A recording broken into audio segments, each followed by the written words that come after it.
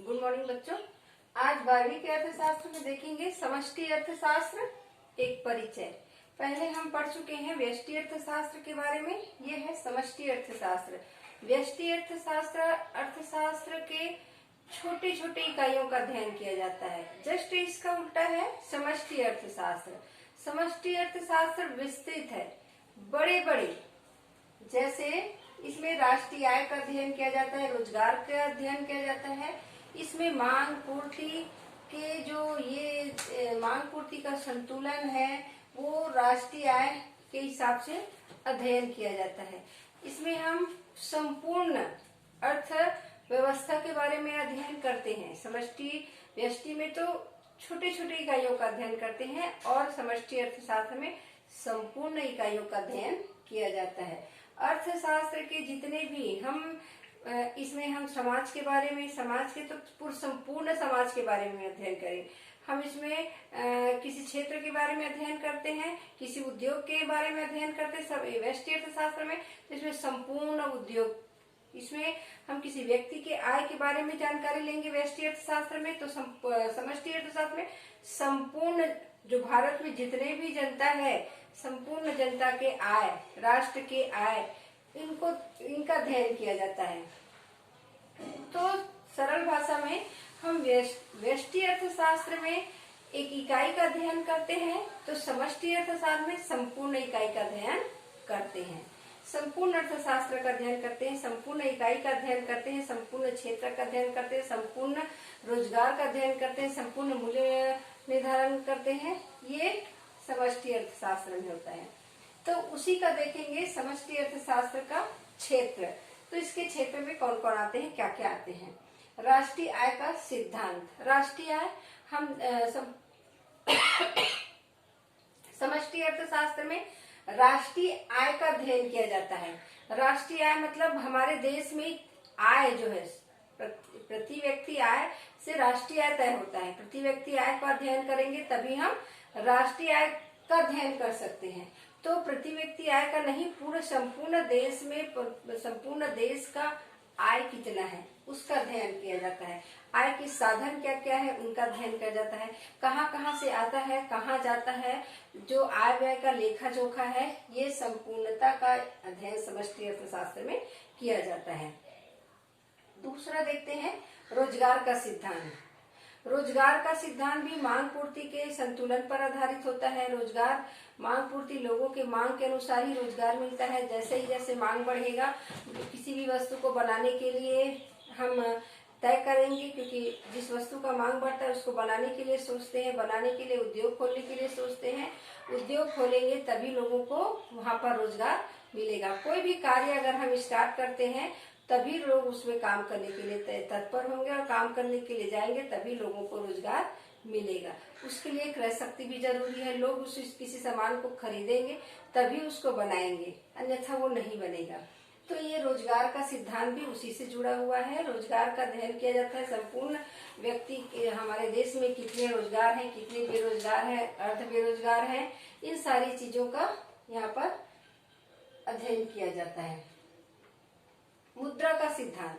मुद्रा का लेन देन भी इसी के अनुसार रहता है। मांग पूर्ति के स्थायी संतुलन को लेते हुए करते हैं, क्योंकि मुद्रा का कम ज्यादा होना, मुद्रा स्फीति होना, मुद्रा संकुचन होना, मुद्रा का प्रचलन कैसा है, उनका कीमत किस प्रकार है, कम है, ज्यादा है, ये सब इसका सिद्धांत का अध्ययन किया जाता है। सामान्य कीमत स्तर का सिद्धांत। सामान्य कीमत स्तर का सिद्धांत, सामान्य कीमत अर्थव्यवस्था के चलन के ऊपर होता है कि किस प्रकार से हमारे देश में कीमत का स्तर है। जैसे कभी कभी हमारे रुपए का कीमत बढ़ जाना, कम हो जाना, सामान्य स्तर पर रहना, तो उसको सामान्य स्तर में लाने के लिए हम क्या क्या करते हैं, ये उसका मुख्य ध्येय रहता है। पांचवा है आर्थिक विकास का सिद्धांत। आर्थिक विकास जो है, हमारा जो देश है वो कैसे विकास कर रहा है, हमारा अर्थव्यवस्था किस प्रकार फैला हुआ है, देश के साथ विदेशों के साथ हम किस प्रकार से व्यापार कर रहे हैं, किस प्रकार से कार्य कर रहे हैं, तो हमारा विकास हो रहा है कि नहीं हो रहा है, ये स्थिति दिखाता है। क्योंकि हम अंतर्राष्ट्रीय व्यापार करते हैं, देश के अंतर्गत में व्यापार करते हैं, तो उसमें स्थिति क्या है, हमारा देश विकास कर रहा है कि गरीबी स्थिति में है कि बहुत ज्यादा विकास कर लिया है। ये क्या है, समष्टि अर्थशास्त्र का क्षेत्र है। अब देखते हैं समष्टि अर्थशास्त्र की विशेषता क्या क्या है। विस्तृत दृष्टिकोण, समष्टि अर्थशास्त्र का दृष्टिकोण जो है बहुत विस्तृत है। वो छोटे से छोटी चीजों के बारे में नहीं सोचता, पूरे विश्व के बारे में सोचता है, विश्व के पूरे देश के बारे में सोचता है। हमारे देश में फैली हुई अर्थव्यवस्था के बारे में सोचता है, एक व्यक्ति के नहीं, संपूर्ण व्यक्ति के बारे में सोचता है। संपूर्ण व्यक्ति के आय व्यय का लेखा जोखा रखती है, संपूर्ण व्यक्ति के रोजगार के बारे में सोचता है, संपूर्ण व्यक्ति के विकास के बारे में सोचता है, संपूर्ण व्यक्ति के शिक्षा के बारे में, व्यवसाय के बारे में। इसमें संपूर्णता का गुण है, वो किसी एक व्यक्ति के बारे में नहीं सोचता, पूरे भारत में जितने भी लोग हैं उनके बारे में सोचता है। इनका दृष्टिकोण विस्तृत है, ये संपूर्णता को लिए हुए चलता है। विस्तृत विश्लेषण, इसका विश्लेषण भी विस्तृत होता है क्योंकि वो एक व्यक्ति की आय व्यय रोजगार इसके बारे में नहीं विश्लेषण करता। ये संपूर्ण भारत में आय व्यय के क्या लेखा जोखा है, कितना हमारे पास आय रहता है, कितना व्यय होता है, कहाँ कहाँ खर्च करता है, कहाँ व्यापार बढ़ता है, कहाँ उद्योग खोलना है, किससे हमको लाभ होगा, किससे हानि होगा, किस वस्तु का आयात करना है, किस वस्तु का निर्यात करना है, हर चीज का लेखा जोखा इसमें किया जाता है समष्टि अर्थशास्त्र में। संपूर्ण जो हमारे देश में आय व्यय जो लेखा जोखा है उसका विश्लेषण यहाँ पर किया जाता है कि कहाँ गरीबी है, कहाँ पर हमको कौन सा कार्य करना है, किस क्षेत्र में क्या जरूरत है, ये सब चीजों का विश्लेषण किया जाता है। परस्पर निर्भरता, ये परस्पर निर्भर होते हैं एक दूसरे के ऊपर। व्यष्टि अर्थशास्त्र, समष्टि अर्थशास्त्र दोनों में निर्भरता होती है क्योंकि छोटे से चीज की जानकारी करेंगे तभी बड़ी चीज की जानकारी होगा। अगर हम प्रति व्यक्ति आय नहीं जानेंगे तो देश की आय, पूरे राष्ट्रीय आय का अनुमान हम नहीं लगा सकते। छोटे उद्योग का अगर हम आय व्यय का लेखा जोखा नहीं करेंगे तो संपूर्ण उद्योग का आय व्यय का लेखा जोखा नहीं होगा।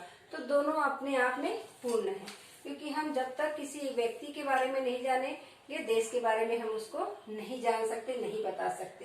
तो एक दूसरे पर निर्भर रहते हैं।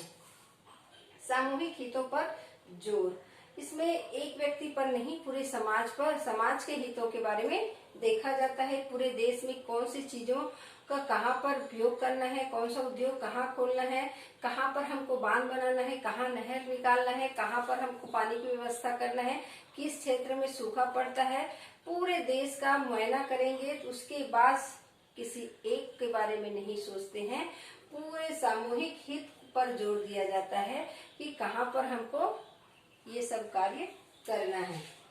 आय एवं रोजगार सिद्धांत, आय और रोजगार का सिद्धांत भी ये उनकी विशेषता है क्योंकि हम प्रति व्यक्ति आय देखते हैं, राष्ट्रीय आय देखते हैं, राष्ट्रीय आय के अनुसार रोजगार का सिद्धांत भी देखते हैं क्योंकि लोगों को रोजगार भी दिलाना है। तो मांग पूर्ति के अनुसार हम उसमें रोजगार की भी व्यवस्था करते हैं।